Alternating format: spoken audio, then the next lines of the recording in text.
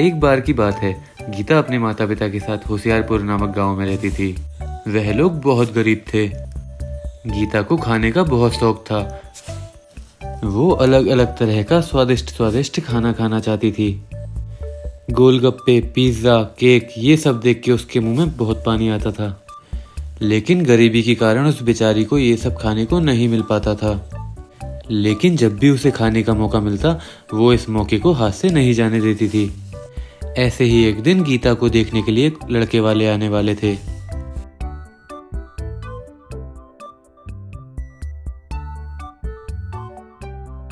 ये मैं क्या कोई सपना देख रही हूँ? मेरे सामने इतने सारे खाने के पकवान। मैं कोई सपना तो नहीं देख रही? अरे बुद्धू, भूल गई क्या? तुझे देखने के लिए आज लड़के वाले आने वाले हैं। उन्हीं के लिए ये सब कुछ मंगवाया है। गीता, मैं बहुत दिनों से पैसे जोड़ रही थी कि मेहमान आए और उन्हें मैं ये सब कुछ खिला सकूं। और तुम जरा अपनी जुबान पे कंट्रोल रखना। ये सब कुछ तुम मत खा लेना। ये सब कुछ मेहमानों के लिए है।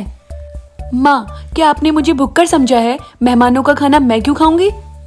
मैं तो उसकी तरफ देखूंगी भी नहीं। मैं तो बस इतना सारा पकवान देख के चौंक गई थी। चलिए ठीक है, मैं तैयार हो जाती हूँ और आप जाइए, मैं कुछ नहीं खाऊंगी। गीता की माँ वहाँ से चली जाती है और गीता भी तैयार होने चली जाती है।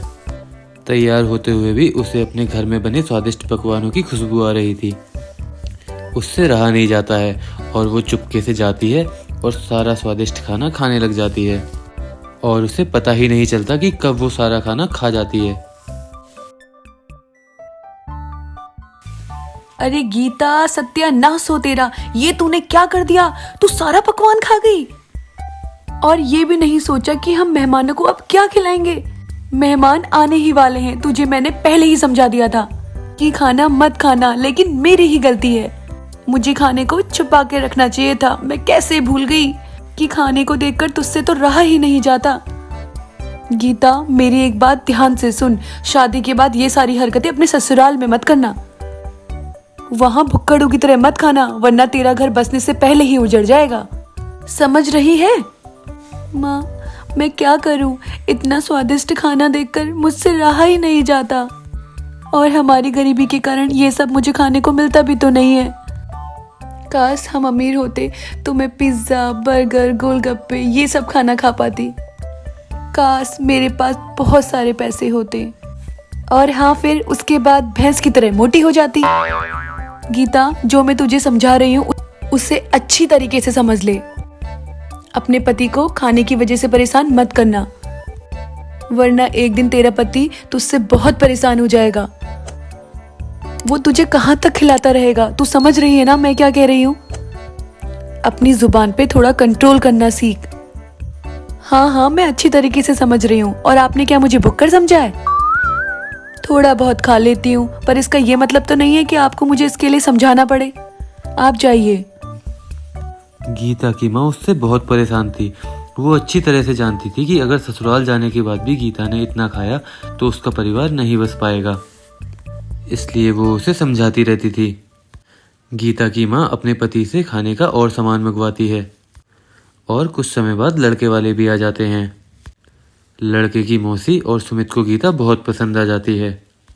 तभी सुमित की मौसी कहती है, देखो बहन जी, मैं आपको पहले ही साफ साफ बता देती हूँ, सुमित के पास ज्यादा कुछ नहीं है।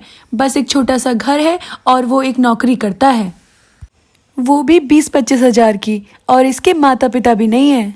मैंने ही इसको पाल पोस के बड़ा किया है और अब सोचा इसका घर बसा देती हूँ। वैसे हमें गीता पसंद है। क्या आप लोगों को भी सुमित पसंद है? देखिए, मुझे आप लोगों की सच्चाई पसंद आई कि आपने पहले ही साफ साफ हमें सब कुछ बता दिया। अब हम भी आपको सब पहले ही बता देते हैं कि हम अपनी बेटी को कुछ नहीं दे सकते, सिर्फ 2 जोड़ी कपड़ों में ही विदा कर सकते हैं। आप तो हमारे घर के हालात देख ही रही हैं। जी, मैं सब कुछ जानती हूँ। बस आप अपनी बेटी को 2 जोड़ी कपड़ों में विदा कर देना और हमें कुछ नहीं चाहिए। गीता के माता पिता कब से ऐसा ही रिश्ता ढूंढ रहे थे, क्योंकि जो भी रिश्ता आ रहा था वो लोग कोई बड़ी गाड़ी मांगता, कोई लाखों रुपए कैश मांगता। जिस वजह से अब तक गीता की शादी नहीं हो पा रही थी। लेकिन एक गरीब परिवार में गीता की शादी पक्की हो जाती है और कुछ ही दिनों बाद गीता की शादी सुमित से हो जाती है। गीता की माँ ने उसे अच्छी तरह से समझाकर उसे उसके ससुराल विदा किया था। कुछ दिनों तक तो गीता अपनी जुबान पर बहुत कंट्रोल करती है, पर एक दिन सुमित जब गीता से कहता है, देखो गीता, तुम तो जानती हो मैं बहुत गरीब हूँ, मैं ज़्यादा पैसे नहीं कमाता, मैं तुम्हें कहीं घुमाने भी लेकर नहीं गया। आज हमारी शादी को 15 दिन हो गए हैं, इसलिए मैंने सोचा है कि आज शाम को मैं तुम्हें बाहर लेकर चलूं। क्या सच में? आप मुझे आज शाम को रेस्टोरेंट पे लेके जाएंगे और मुझे मेरा फेवरेट खाना भी खिलाएंगे? अरे वाह, आज तो मजा ही आ गया। आज तो मैं अपने सारा फेवरेट खाना खाऊंगी। मेरे मुंह में तो अभी से पानी आ रहा है। गीता बहुत खुश थी कि वो आज शाम को रेस्टोरेंट में जाकर अपना मनपसंद खाना खाएगी। सुमित भी खुशी खुशी गीता को एक अच्छे रेस्टोरेंट में लेकर जाता है। वहां जाकर गीता अपना सारा फेवरेट फूड ऑर्डर कर देती है। तभी सुमित गीता से कहता है, गीता, यहाँ पे सिर्फ हम दोनों आए हैं, पूरा गांव नहीं। तो मैंने पूरे गांव वालों के लिए ऑर्डर थोड़ी किया है, मैंने तो सिर्फ अपने लिए किया है। अभी तो मैंने कुछ ज्यादा ऑर्डर किया भी नहीं है। मेरे मुंह में तो अभी से पानी आ रहा है। भैया जल्दी से सारा कुछ जो ऑर्डर किया है ले आइए। सुमित समझ ही नहीं पाता है कि गीता ने इतना सारा ऑर्डर क्यों किया है। और जब टेबल पर सारा खाना लग जाता है तो गीता ना दाएं देखती है ना बाएं और खाने पर बुरी तरह से टूट पड़ती है। वो ऐसे खाना खा रही थी मानो सालों से उसने कुछ भी न खाया हो। वो सारा खाना चुटकियों में चट कर जाती है। ये देखकर सुमित बहुत ही हैरान हो जाता है। यार मुझे तो अब बहुत भूख लगी है। मैं सोच रही थी मुझे गोलगप्पे और थोड़ी पापड़ी मिल जाती तो मजा ही आ जाता। गीता, क्या मेरी महीने की सैलरी तुम यहीं पर उड़ा दोगी? तुम्हें पता है कि पूरे 15,000 रुपए का बिल हो चुका है और अभी तो मैंने भी कुछ भी नहीं खाया। तुम क्या इतना सारा खाना खाती हो? अच्छा, तो क्या आप अपनी पत्नी को खाता हुआ देखकर खुश नहीं हो रहे? सारे पति तो अपनी पत्नी को खाता हुआ देखकर बहुत खुश होते हैं। आप मुझे रेस्टोरेंट में ताना देने के लिए आए थे क्या कि मैं इतना सारा खाना खाती हूँ? गीता ऐसा कहकर रोने लगती है। तभी सुमित गीता से कहता है, अब रोना तो बंद करो, मेरा कहने का ये मतलब नहीं था।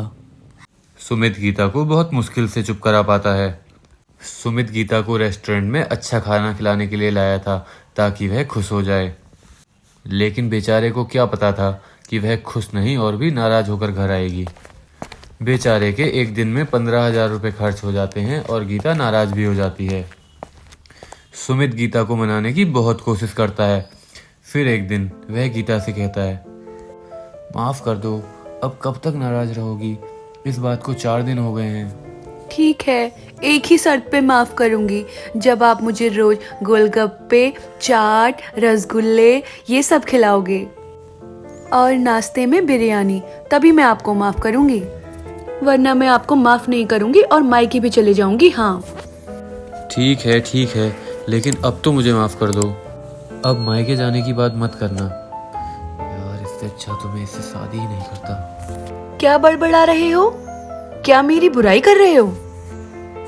अरे नहीं, तुम्हारी बुराई नहीं, अपनी किस्मत पर रो रहा हूँ। सुमित की मौसी ने गीता को वादा किया था कि सुमित उसे कभी परेशान नहीं करेगा, उसकी छोटी मोटी ख्वाहिशों को पूरा करेगा। और सुमित अपनी मौसी से वादा भी कर देता है, लेकिन उसे नहीं पता था कि उसका ये वादा उसके गले की फांस बनने वाला है। बेचारा सुमित रात दिन मेहनत करके पैसा कमाता और उसकी भुक्कड़ पत्नी सारा पैसा खाने में उड़ा देती थी। सुबह 4 प्लेट बिरयानी, दिन में चिकन और शाम को अलग अलग तरीके के फास्ट फूड खाती थी। धीरे धीरे इतना खा खा कर गीता मोटी होती जा रही थी। सुमित की सारी कमाई गीता खाने पर ही उड़ा रही थी। सुमित को अपने दोस्तों से पैसे उधार ले लेकर गीता को खिलाना पड़ता था। धीरे धीरे वह कर्ज में डूब गया और बहुत गरीब हो गया। फिर एक दिन गीता सुमित से कहती है, अजी सुनते हो, मुझे ना थोड़े पैसे चाहिए, मेरे सारे कपड़े टाइट हो गए हैं, मुझे कोई भी कपड़ा ठीक तरीके से आ ही नहीं रहा, मुझे थोड़े कपड़े बनाने हैं, मुझे थोड़े पैसे दे दीजिए। और हाँ, शाम को आते वक्त ना लालू जी के यहाँ से गर्मा गर्म समोसे ले आना। गीता, जब से तुम आई हो मैं कंगाल हो चुका हूँ, मेरे पास एक पैसा नहीं बचा है, सारे दोस्तों से उधार ले चुका हूँ। और तुम मुझसे और पैसे मांग रही हो? कहाँ से ला कर दूं पैसे? खा खा कर इतनी मोटी हो गई हो और कह रही हो कि कपड़े टाइट हो गए। क्या कहा? मैं मोटी हो गई हूँ? क्या आप मेरे खाने के ऊपर नजर रखते हैं? ठीक है, जब आप मुझे खिला ही नहीं सकते, मेरे लिए 2 जोड़ी कपड़े बना ही नहीं सकते, तो आप मुझे पत्नी क्यों कह रहे हो? अपनी पत्नी का खर्चा जब आप उठा ही नहीं सकते तो आपने शादी क्यों करी? इससे अच्छा तो है कि मैं मायके ही चली जाती हूँ। हाँ चली जाओ, कम से कम मुझे अपना घर तो नहीं बेचना पड़ेगा ना। ठीक है, मैं मायके ही चले जाती हूँ। मुझे पता है ना कि मैं मोटी हो गई हूँ, अब आपको मेरी जरूरत क्यों होगी? गीता घर से निकल ही रही होती है, वैसे ही अचानक उसके सीने में दर्द उठने लगता है। सुमित उसे जल्दी से हॉस्पिटल लेके जाता है। डॉक्टर गीता का चेकअप करती है और कुछ देर बाद उसे होश भी आ जाता है। तभी गीता डॉक्टर से कहती है, डॉक्टर, मेरे सीने में इतना तेज दर्द क्यों उठा? ऐसा दर्द तो मुझे पहले कभी नहीं हुआ। ऐसा लग रहा था मानो मेरे प्राण निकल जाएंगे। आपको दिल का दौरा पड़ा था क्या? ऐसा कैसे हो सकता है? इतनी छोटी उम्र में दिल का दौरा? दिल का दौरा उम्र देख के नहीं पड़ता। तुम्हें दिल का दौरा इसलिए पड़ा क्योंकि तुम कोई काम वाम नहीं करती हो और बहुत ज्यादा खाती हो, और तुम्हारा कोलेस्ट्रॉल भी बहुत बढ़ चुका है। अगर तुम चाहती हो कि तुम जल्दी ठीक हो जाओ तो उसके लिए तुम्हें घर के काम करने पड़ेंगे और अपना मोटापा कम करना होगा और अपने खान पान का भी ध्यान देना होगा, और तली भुनी बाहर की चीजें बिल्कुल भी नहीं खानी होंगी। अगर तुम ये सब कर सकती हो तो शायद तुम्हें दिल का दौरा दोबारा ना पड़े। डॉक्टर, मैं मरना नहीं चाहती, मैं बिल्कुल भी मरना नहीं चाहती। जैसा आप बोलोगे मैं बिल्कुल वैसा करूंगी। सुमित, मुझे माफ कर दो, मैंने तुम्हारी बात नहीं मानी, अपनी सेहत भी खराब करी और तुम्हारा इतना पैसा भी खर्च किया। इसके बाद सुमित और गीता अपने घर चले जाते हैं। अब गीता घर के सारे काम करती और अपने खान पान पर भी बहुत विशेष ध्यान रखती थी। वो बिल्कुल भी बाहर का खाना नहीं खाती थी। धीरे धीरे उसका मोटापा भी कम हो जाता है और वे पहले की तरह फिट हो जाती है। और ये सब देखकर सुमित भी बहुत खुश हो जाता है।